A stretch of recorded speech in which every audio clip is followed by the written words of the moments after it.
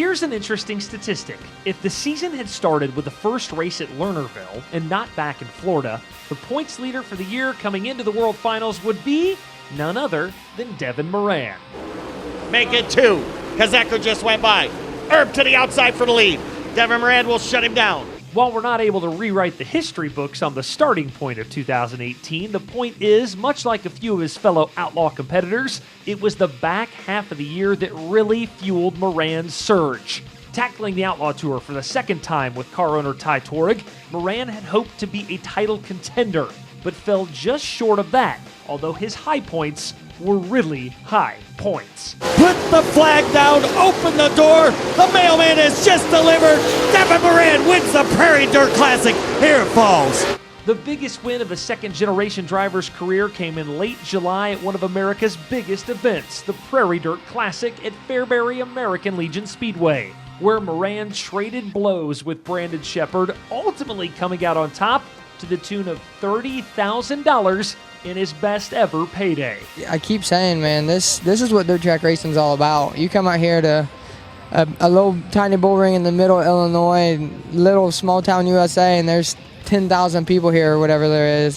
There's more people here tonight than what there is the capacity of the whole Fairbury little town here. So it's so cool, and then to present us a racetrack like they've got out there, man, it's so awesome every year. They're there for a while. The top 5 of us or whatever, we were all right there dicing there early. It's incredible what these guys do year in and year out, and then I can't thank them for putting the show on. And if people don't come out to this race or haven't been out here, they're pretty crazy, because this is like no other, really. Moran had some top 5s sprinkled into the spring, but it was that Lernerville mark where he took off.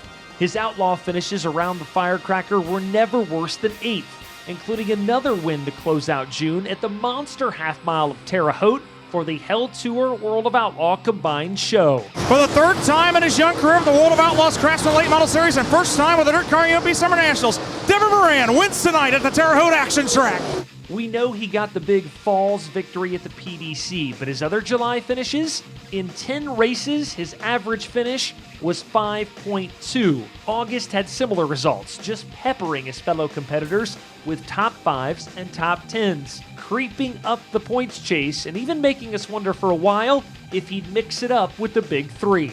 So off into 1 and 2 for the first time. Devin Moran will have the early lead. High side momentum for Jimmy Owens. In 4 Outlaw races in September, he was never worse than 4th, including 3 straight runner-up finishes. All told, pre-Charlotte, he had 22 top 5s and 29 top 10s. Obviously, he wishes he had speed weeks and spring back to see if maybe, just maybe, he could have been crowned the champion. But either way, it's a year where he won his biggest race ever and finished inside the top 5 of the World of Outlaw point standings.